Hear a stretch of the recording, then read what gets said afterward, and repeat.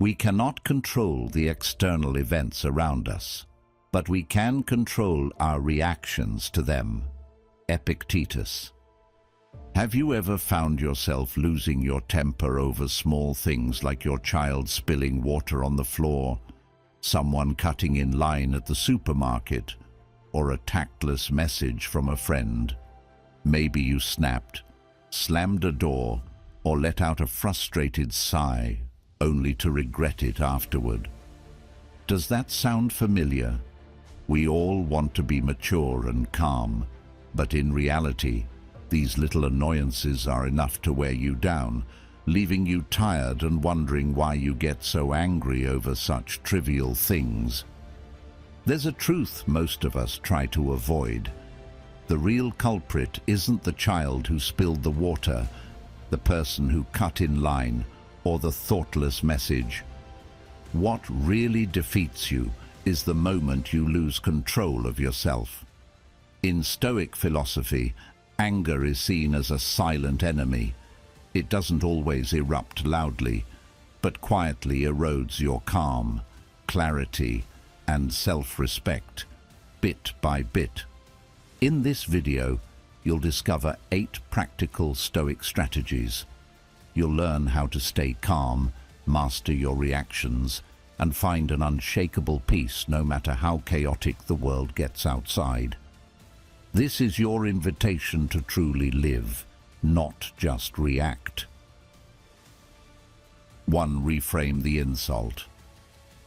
All of us have faced insults or cutting remarks at some point, sometimes from strangers, sometimes from people we care about. Maybe it's a biting comment about your appearance at a family dinner, a sarcastic jab from a colleague, or a tactless message from a friend who just doesn't get it. Those moments sting. They can sit with us for hours or days, triggering anger, shame, or a feeling of being misunderstood. If you're honest with yourself, you might admit, sometimes it isn't even the words themselves, but the way you replay them in your mind that causes the deepest pain. Here's the thing most of us never learned growing up. An insult only has power if you let it in. Nothing is truly offensive until you accept it as such. The anger you feel isn't born from the words, but from your interpretation of them. This is where Stoic philosophy, that ancient guide to resilience and inner strength, lights the way. Epictetus, one of the greatest Stoic teachers, put it simply, it is not things themselves that disturb us, but our judgments about them. Think about that. Most of what troubles us isn't the event itself, it's what we make of it. When someone insults you, are they really telling the truth about who you are? Or are they exposing something about themselves, their mood, their ignorance, their insecurity? Picture this. You receive a blunt, inconsiderate message from a friend. Maybe they accuse you of not caring, or they dismiss something important to you with a casual shrug. Your first reaction might be a flush of anger. You might want to fire back, defend yourself, or simply brood in silence. But pause. What if, instead of accepting their words as a verdict on your character, you reframed them? What if you asked, what does this reveal about them, not me? This is the heart of reframing the insult. Before someone's words can wound you, they are just sounds in the air. All the power comes from the meaning your ego assigns to them. If a person is rude, perhaps they were raised in an environment where that was normal. If someone is jealous, their attack may be aimed at the confidence or peace you possess, something they lack. If they are careless with your feelings, maybe it's their own limitations, not yours, on display. The Stoics challenge us. Don't personalize every negative remark.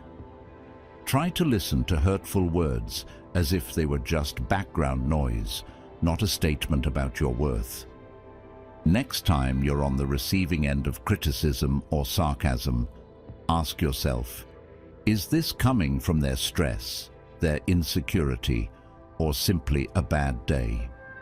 So much of what people say is a reflection of their own internal struggles, not a true reflection of you. Even more, practice assigning a new meaning to the event. Don't say, "They insulted me." Instead, say, "They revealed something about themselves." The act of reframing not only protects your peace, it frees you from being emotionally hijacked by people who may not even realize the impact of their words. Let's be real, this isn't about letting people walk over you or pretending you're made of stone. It's about choosing where to spend your emotional energy. When you reframe insults, you immunize yourself from unnecessary suffering. You don't have to react impulsively or get sucked into battles that aren't yours to fight. Instead, you respond with clarity and discipline. The anger dissolves, replaced by understanding and sometimes even compassion. There's a quiet power in this. Imagine going through your day and not letting someone else's rudeness ruin your mood. Imagine keeping your self-respect intact, even when others lose theirs. Over time, this becomes a habit. Your mind gets used to asking, is this really about me, or is this their story leaking out? Here's an action challenge for you. Right now, think back to 3 comments that made you angry or upset in the past. Write each one down. Then, beside each, answer this Stoic question.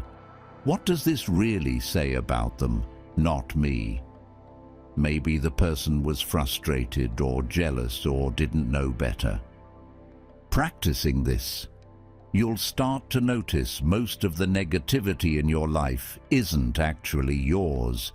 It was handed to you, and you don't have to pick it up. Refraining from the insult is a daily discipline. It takes awareness, patience, and practice. But every time you do it, you grow less reactive and more free. You reclaim your peace, one small moment at a time. And little by little, you find you're no longer at the mercy of someone else's words. You are truly living, not just reacting. And that's the quiet, unshakable strength the Stoics hoped we would all discover. 2. Choose the size of the problem. As humans, we encounter problems daily that need to be worked through and solved. Not all problems are equal. They come in different sizes. Small problems can be solved easily without much thought, and typically just briefly impact one person. Bigger problems take more time to solve, impact more people, and carry stronger emotions that go with working through them. In order to solve a problem, it can be helpful to determine its size and ensure that our reaction to the problem fits with the size. Have you ever noticed how a tiny inconvenience can ruin your entire morning? Maybe you spilled your coffee right before a meeting. Maybe a stranger cut you off in traffic, or a barista handed you the wrong order. Sometimes, all it takes is a snarky message in a group chat or a co-worker's careless remark to spark a wave of frustration that lingers long after the moment has passed. Why is that? Why do these small moments have such a big hold over us? The truth is, most of our anger doesn't come from life being genuinely hard or unbearable. It comes from us turning tiny, everyday annoyances into personal crises. We blow things out of proportion. We treat minor irritations as if they are emergencies. Our mind, left unchecked, magnifies these issues until they feel impossible to escape. Let's be honest, we've all been there. You wait in a long line, and someone cuts in. Suddenly, you're fuming. Your child interrupts your work call, and your patience snaps. Inside, you know these aren't life-changing events, but in the moment, it feels like the world is conspiring against you. The Stoics have a name for this habit: catastrophizing. Marcus Aurelius, the Roman emperor and one of history's greatest Stoic philosophers, wrote, "If it is endurable, endure it. If not, stop complaining." It's a deceptively simple line, but it holds a powerful lesson. Not every problem deserves the same energy, the same space in your mind or heart. If something is truly minor, let it remain minor. If it's big, face it head on. But above all, don't let the little things grow out of control. Imagine you're at a cafe. You order your favorite drink, but they get it wrong. Your first instinct might be to sigh in exasperation, maybe even complain. But what if, for just a moment, you paused and asked yourself, is this a level 10 crisis or just a level 2 inconvenience? 9 times out of 10, you'll realize it's barely a blip. Reacting to a small problem with great anger is like setting your house on fire to kill a fly. It only drains your energy, sours your mood, and chips away at your self-respect. Here's a simple truth. Most of the things that upset us will not matter in 5 hours, 5 days, or 5 years. Anger tricks us into believing the problem is enormous, when in reality, it's often insignificant. The Stoic practice is to mentally shrink the problem. Will this matter to me tomorrow, next month, next year? If the answer is no, then it's not worth letting it poison your peace of mind. Not every irritation deserves your attention or your inner fire. When you pour all your energy into tiny problems, your life itself feels smaller, more fragile, more reactive. You become dependent on everything going perfectly to feel at ease, which, as we know, is a losing battle. So how do you put this into practice? Here's a Stoic method. Step 1. When something upsets you, rate the discomfort from 1 to 10. Be honest. Step 2. Respond with the level of emotion that fits the problem. If it's a 2, keep your response at a 2. Brief, calm, and clear. Step 3. Decide if this issue even deserves your reaction. More often than not, it doesn't. Step 4. Shift your focus to what actually matters. Your goals, your values, the people and pursuits that enrich your life. Try it for a week. For the next 7 days, keep a journal of the things that annoy you. Rate each one. At the end of the week, look back. You might be surprised at how much energy you've given to things that barely register on the scale of your life. This is the Stoic secret. When you refuse to let small things shake you, you reclaim your inner strength. You become more stable, more peaceful by default. Anger becomes rare, calm becomes your normal, and small problems stay where they belong in the background, not at the center of your day. So, next time you find yourself irritated, stop and ask, how big is this problem, really? How much of myself do I want to spend on it? In that question is your freedom, your clarity, and your power to choose peace over anger. every single day. 3. Emotional minimalism. Imagine for a moment that your inner peace is a precious currency, more valuable than anything you keep in your wallet. Every time you let yourself get worked up over a small, stupid thing, a rude text, a spilled drink, an offhand remark at work, it's like handing over a fistful of cash for something worthless.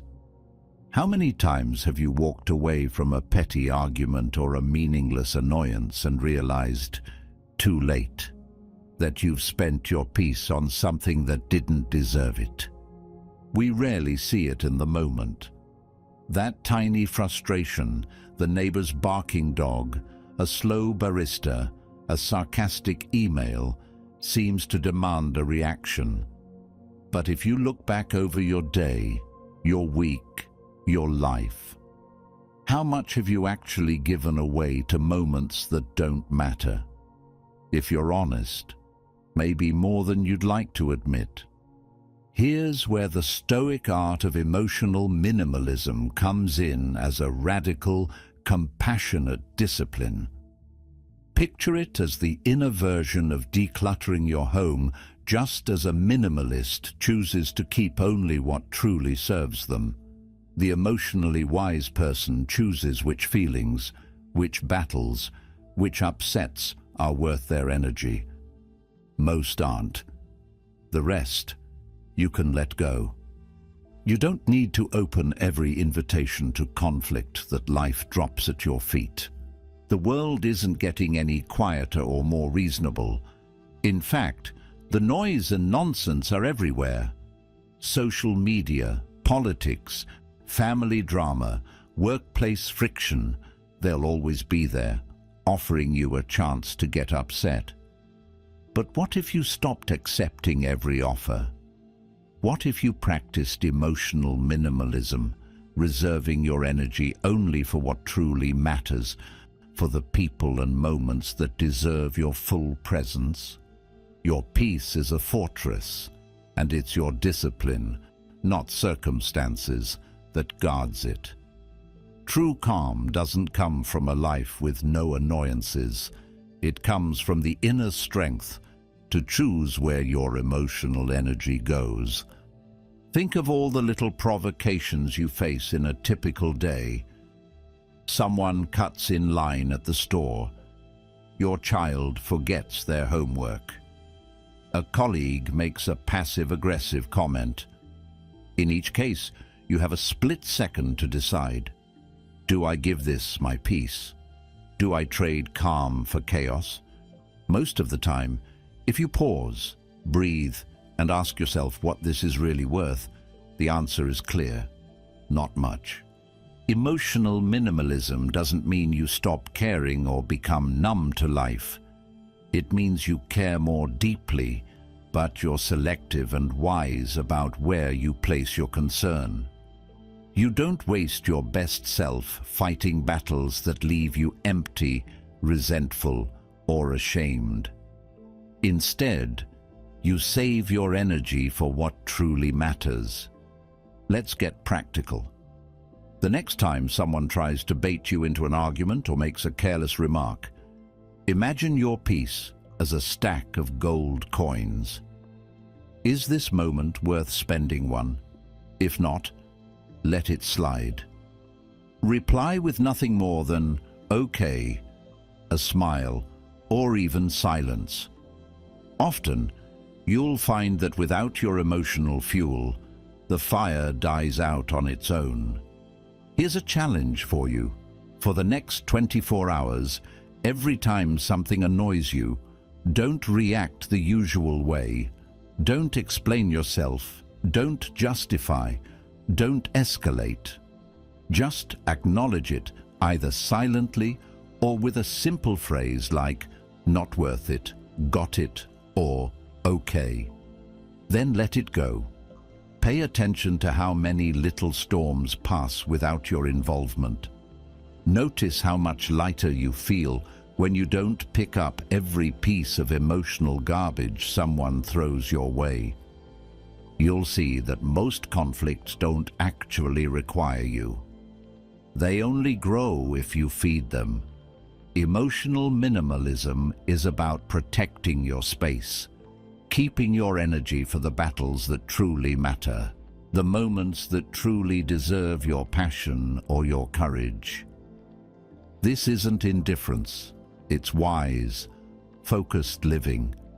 You're not shrinking from life, you're showing up smarter, steadier. You're saying yes to peace, yes to clarity, yes to the best version of yourself. If you make this a habit, you'll notice a new kind of power settling into your life. You become the person who can handle chaos without being shaken. You show up for the people and situations that matter with your whole self, calm, focused, strong. So next time life comes at you with its little provocations, remember, your peace is too expensive to spend on things that don't deserve it. Choose wisely. Practice emotional minimalism. And watch how your world changes, not because it becomes easier, but because you become greater than the noise around you. 4. The Stoic pause. Picture this. You've had a long day. You're tired, maybe hungry, just wanting to get home. You're finally at the checkout line at the supermarket. Suddenly, someone casually slips ahead of you, acting as if you're invisible. That hot surge rises up, the instant urge to call them out, to prove you're not a pushover. Maybe you feel your jaw clench, your fists tighten, and 1,000 words ready to spill out. Does that sound familiar? Maybe it's happened to you more than once, in the checkout line, in traffic, in the break room at work, or while scrolling through social media. What if I told you that, right before you react, right in that split second when your anger starts to boil, there's a tiny pause, a sliver of space between what just happened and how you respond? For most of us, that pause is almost invisible. We move straight from trigger to reaction. We snap, we mutter, we glare, sometimes we explode. And then, as the heat fades, we're left with regret, shame, or just a sense of being out of control. This is the trap. Most people think the world is the problem. If only people weren't so rude. If only things went my way. If only I didn't have to deal with idiots. But the Stoics saw it differently. They believed there is a crucial, saving moment, a Stoic pause, that can change everything. It's not weakness. It's not giving up. In fact, it's the exact opposite. You see, your first impulse is almost never your best one. Our instincts, hardwired by years of habit and ego, tell us to defend, to attack, to assert ourselves. We think we're protecting our dignity, but often we're just letting our emotions take the wheel. Marcus Aurelius, the Roman emperor and Stoic philosopher, wrote, "You have power over your mind, not outside events. Realize this, and you will find strength." So, standing there in that supermarket, when someone cuts in front of you, your mind screams, "Say something. Don't let them disrespect you." But here's the thing. The moment you react without thinking, you hand over your peace to a total stranger. 5 seconds of someone else's thoughtlessness ends up costing you hours of bad mood, tension, and regret. Small things, big energy, small life. The Stoic pause is the antidote. When anger stirs, don't react just yet. Notice the space. Let the wave rise, but don't surf it. Take a slow breath. Feel your feet on the floor. Ask yourself, is this worth my energy? What do I gain by confronting this?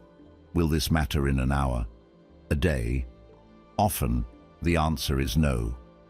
Most slights, interruptions, or annoyances are simply not worth renting space in your head. And sometimes, what looks like disrespect is just another person's bad day, their own struggle you know nothing about. Epictetus taught, we cannot control the external events around us, but we can control our reactions to them. It's in this tiny pause, the breath between provocation and response, where your freedom lives. When you learn to notice it, you reclaim your power. You realize that you don't have to obey every urge, every reflex. You can choose. It's not about bottling things up or pretending nothing happened. It's about deciding how much of your limited energy you'll invest in things beyond your control. The Stoic pause is not passivity. It's an active command. It's courage, and it's clarity. Here's how you practice it. Firstly, pause. When you feel the irritation rising, stop. Just 2 seconds is enough. Secondly, breathe. Take a slow, deep breath. This signals to your brain that there's no real threat, only a passing annoyance. Thirdly, question. Is this worth my peace? Or is this just my ego wanting everything to be perfect? Fourthly, choose. Now you respond, not the emotional, impulsive version, but the calm, disciplined one. Sometimes you let it go. Sometimes you set a boundary. But you decide instead of reacting on autopilot. Every time you practice the Stoic pause, you widen that window between stimulus and response. It gets easier. You notice more, react less. The more you do it, the more you feel your dignity return. You start to see yourself not as a victim of other people's nonsense, but as a steady presence, a calm warrior in a chaotic world. It's not about never feeling anger. It's about mastering what you do with it. Think of the next time someone tests your patience not as an attack, but as an opportunity to grow. Each pause is a small victory, and one small victory over anger is a giant step toward mastering yourself. Try it. See how much energy you save. See how differently you feel about yourself. And if you've tried this or you're struggling with it, share your story in the comments below. What's the hardest moment you've had to pause? What did you learn? Your experience could be the inspiration someone else needs to reclaim their peace too. 5. Detach from the outcome. Anger, frustration, that burning urge to set things right, it all comes from your attachment to the outcome, not the event itself. We want the world to behave, people to listen, and situations to resolve neatly. And when reality doesn't play along, it's easy to feel like something has been taken from you. But was it ever truly yours to control?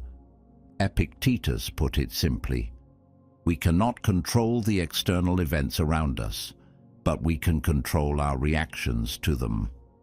The more you expect from things outside yourself, the more you surrender your peace to what you cannot command.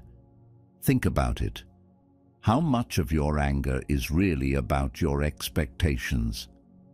When you get frustrated at your child for making a mess, is it really the spilled water? Or is it the story in your head about how things were supposed to be? When a friend doesn't text back, do you feel let down by the silence or by your hope for a different response? How many times have you been drawn into arguments, not because of the issue itself, but because you needed validation, agreement, or an apology that never came? This is the Stoic challenge. Can you learn to focus only on what's in your hands? Can you do your part, speak your truth, take responsible action, and then release your grip on the outcome? Let's make it practical. Here's how you can practice this detachment right now in your everyday life. Step 1. Define your role and your limits. Ask yourself, what is my responsibility here? In the moment your child spills water, your role is to teach, to guide, to help clean up. You're not responsible for ensuring accidents never happen. When your coworker makes a mistake, your job is to respond calmly, offer feedback if needed, or fix what you can. You can't force them to care as much as you do. Clarity about your role is the first boundary. Step 2. Do your part with calm and clarity. Speak clearly, set your boundaries, respond with patience. Don't bottle up your feelings, but don't pour gasoline on them either. The Stoics called this acting with prohairesis, choosing your response, not reacting on impulse. Step 3. Let go of the rest. This is the hardest part. What if your child doesn't say sorry? What if your coworker never changes? What if the other driver keeps being reckless? You did your part. Let the world be the world. You do not have to chase every loose end, fix every misunderstanding, or secure every outcome. That isn't coldness, it's freedom. Step 4. Know when to walk away. Not every story has a tidy ending. Sometimes you will not get closure, approval, or agreement. The Stoic learns to walk away, not in defeat, but in peace, knowing they did their part and didn't allow chaos to dictate their soul. Here's what happens when you start living this way. You argue less. You sleep better. You stop rehearsing imaginary confrontations in your head. You don't need to chase apologies or recognition. You don't feel compelled to fix every person or every problem. You stop giving away your power to things you were never meant to control. So here's an action challenge for you. The next time someone does something foolish or frustrating, pause. Ask yourself, am I upset by what happened or by the outcome I was attached to? Remind yourself, your peace is too precious to hand over to outcomes you can't command. Do your part. Let the rest go. The less you cling, the lighter you become. You become unshakable, not because life gets easier, but because you stop demanding that it must. This is not indifference, it's clarity. And with clarity comes true strength. Detach from the outcome. Do your best, then set yourself free. 6. The control filter. Some days, it feels as if the universe is conspiring to test your patience. Someone cuts in front of you at the checkout. Your partner is in a bad mood for reasons you can't see. A coworker makes a careless mistake, or a stranger leaves a rude comment online. Annoyances pile up, often one after another, until your calm unravels and anger slips out before you realize it. Here's the heart of the problem, even if it's hard to admit. Much of your frustration doesn't come from what actually happens. It comes from trying to control things that were never yours to command in the first place. You might recognize the script. You think, if only they'd listen, if only traffic would move, if only people were more considerate. But here's the Stoic truth. The world doesn't bend to your preferences. Other people's words, attitudes, and mistakes aren't your burden to carry. They belong to them, not you. Every time you get angry about something you cannot change, you hand over a piece of your peace for a problem that's not yours. Epictetus put it plainly. Some things are up to us, and some things are not. Centuries have passed, but this wisdom remains unchanged. Our deepest suffering, the kind that simmers and resurfaces, is born from confusing those two realms, taking ownership of what's never been ours and ignoring what truly is. This is where the Stoic control filter comes in, a kind of inner sorting system. Imagine two columns. Column A, what you can control, your reactions, your words, your choices, your effort, your personal standards. Column B, what you can't control, other people's emotions, their opinions, their timing, their mistakes, their expectations, and even the outcome of your best efforts. Pause for a moment and reflect. How much of your recent anger has its roots in column B? Maybe it was that family member who refused to see your point of view, the delivery that arrived late, the friend who didn't text back. Maybe it was the customer's impatience or a random online insult. How much energy have you poured into trying to reshape someone else's mind, fix someone else's day, or rewrite something that already happened? Here's the truth that stings at first but frees you later. Every time you pour your energy into what you can't control, you drain yourself for nothing. The result? Exhaustion, resentment, and a persistent sense that the world is out to get you. Now, take a step back. Picture yourself holding a mental filter. Every time you feel that surge of irritation or anger, run the situation through it. Is this mine to fix or not? Is this about my choices or someone else's baggage? Most of the time, you'll find the answer lands squarely in column B. That's your cue to let go. Letting go doesn't mean you don't care. It means you care about your peace more than about policing the world. It means you recognize your responsibility ends at the edge of your own choices. You're not obligated to rescue others from their moods, correct every misunderstanding, or absorb the chaos of everyone who crosses your path. Instead, practice the Stoic way. Return to what's within your power. You can always choose your response, the words you use, the standards you set for yourself.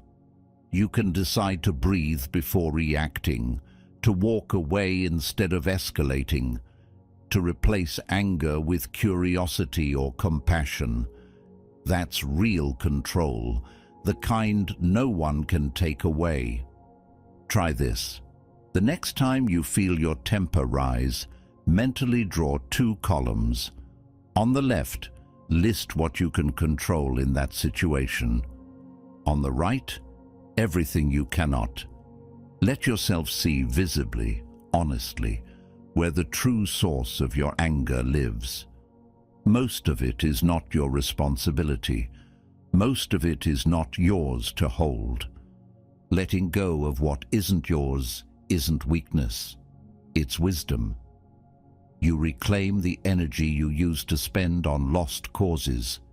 You rediscover a kind of quiet, powerful strength. Your peace is far too valuable to be spent on things outside your control. There is a deep liberation in this practice. With every small act of letting go, you become more anchored, less shaken by the world's turbulence.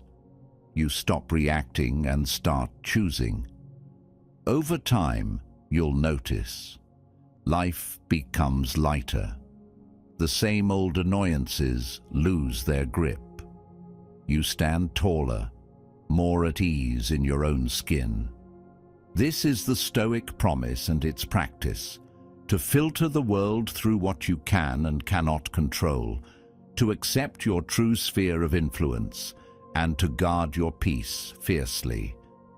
No, you can't make the world behave, but you can choose not to let it disturb your inner world. In this shift, anger fades, clarity rises. You are no longer just reacting, you are living, choosing, and at last, free. 7. Build a higher standard. Let's be honest, most of us don't lose our temper over monumental failures. It's not the end of the world that sends us over the edge, but the little things. The offhand remark, the slow-moving line, the guy who can't park straight, the careless spill, or the phone buzzing with yet another pointless notification. And if you're like most people, you might sometimes ask yourself, why do I let this get to me? Why does something so trivial have the power to ruin my day? Here's the truth. A mind with no direction is like a fortress with no walls. Any nuisance, any fool, any petty event can march right in and take command of your peace. But when you raise your standards, when you choose a purpose big enough, suddenly the small stuff can't reach you anymore. Pause for a moment and picture two men. One wakes up each day with nothing in particular to strive for. His energy is scattered, his focus wide open for the world to hijack. Every red light, every rude cashier, every moment of delay feels personal. A slight against him, an insult demanding a reaction. He's constantly frustrated because, in the absence of a bigger aim, every tiny problem expands to fill the space. Now see the other man. He rises before dawn, not because he must, but because he chooses to. He has things to build: a business, a family, a stronger body, a deeper mind. His time and attention are precious. When the coffee is wrong, he shrugs it off. He has no room to waste on petty annoyances. A sarcastic comment rolls off his back. The world may still be chaotic, but it can't touch what's inside him. He's armored by his own standards, immune to trivial provocations. It's tempting, especially today, to let your energy be consumed by what's loudest and most annoying. Social media thrives on outrage. The news profits from your frustration. But you're not required to play along. Every time you react to a small irritation, you're trading a piece of your peace for something that will never matter. The people you admire most, the leaders, creators, athletes, and thinkers, are the ones who simply do not have time for petty drama. They set their sights higher. They refuse to let the trivial determine the quality of their lives. So, what does building a higher standard really mean? It starts with defining what matters most. What's your mission? What are you building, day by day? When you know your why, your patience for the nonsense around you expands. You don't expect perfection from the world or from others.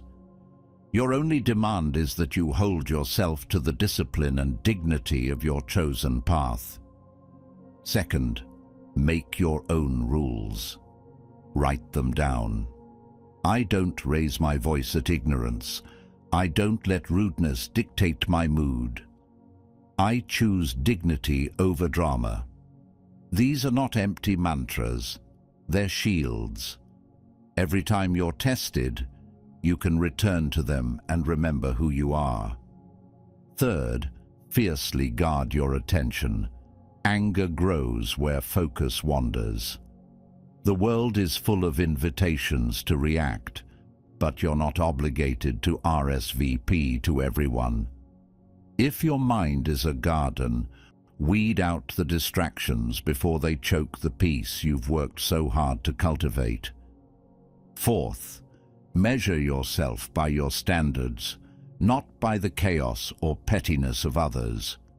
Your journey isn't to fix the world, but to master yourself within it. When others lose their cool, let that be their problem, not your blueprint. It's simple, but not easy. The higher you climb, the smaller the problems become beneath you. With every standard you raise, you reclaim a little more space for calm, clarity, and purpose. In time, you'll find that anger only arises when something threatens your values, and if your values are strong enough, nothing trivial can touch them. Right now, write down 5 values or goals that define your best self. Keep them where you can see them every day. Next time you feel that old irritation bubbling up, ask, would the strongest version of me waste energy on this? Let your standards, not your impulses, shape your reaction. Because the truth is this: the higher your purpose, the stronger your armor against the trivial. And when your standard is peace, very little can disturb it. Ready to take the next step?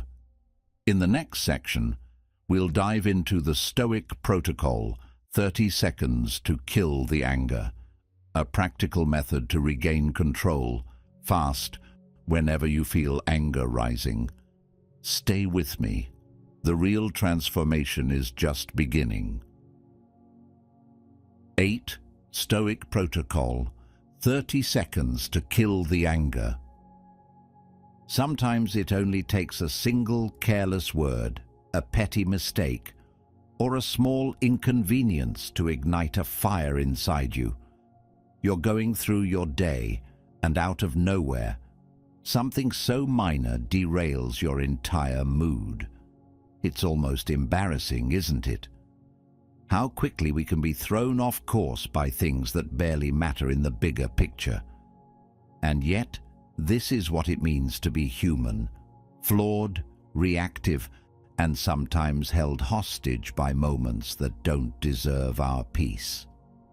There's a certain honesty in admitting that anger, especially the anger at stupid things, doesn't make you weak.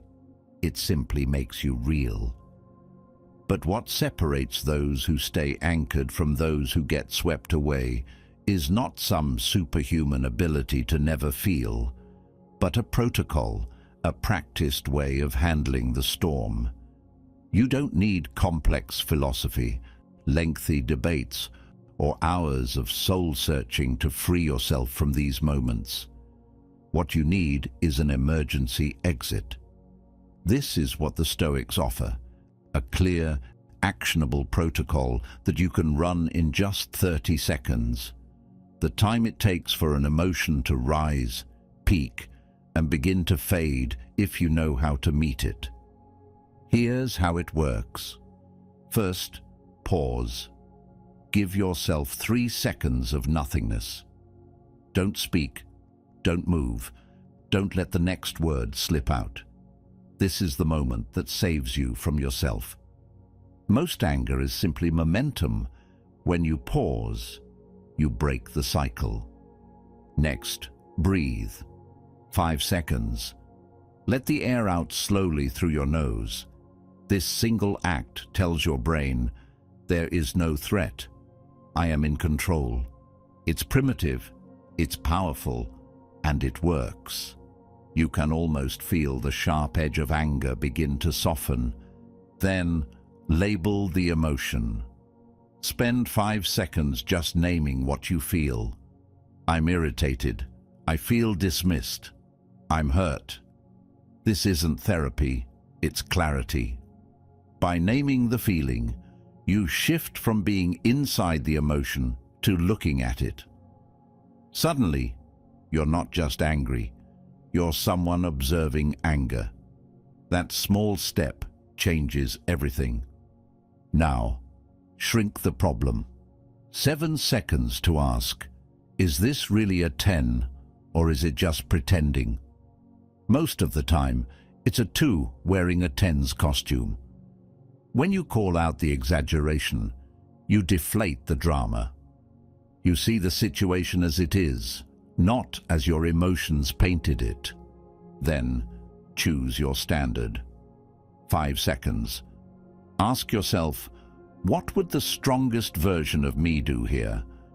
Not the angry version, not the impulsive, wounded, reactive version.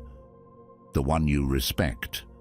The version you want your kids, your friends, and your partner to see. That is your standard, your North Star. Finally, respond or walk away. 5 seconds. If it's worth it, speak briefly, calmly, with the authority of someone who's not rattled. If it isn't, let silence be your answer. Sometimes the most powerful move is to let it go and move on, not because you're afraid, but because you're free. In those 30 seconds, you've gone from a victim of your emotions to the architect of your response. You haven't denied your feelings. You've simply reclaimed the power to choose what comes next. That's what the Stoics understood. We can't control everything that happens, but we can control the space between what happens and how we answer it. Practice this protocol every time something small tries to hijack your peace. Over time, the anger loses its grip. You become less reactive, more deliberate, a little more unshakable each day.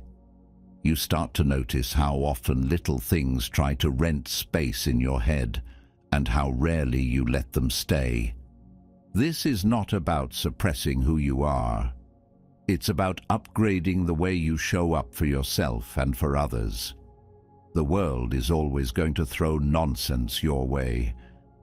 The question is, will you let every minor inconvenience become a major disruption, or will you meet it with clarity, discipline, and calm?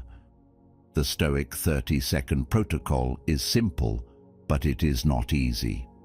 It asks you to notice yourself in real time, to interrupt the autopilot, and to make a conscious choice.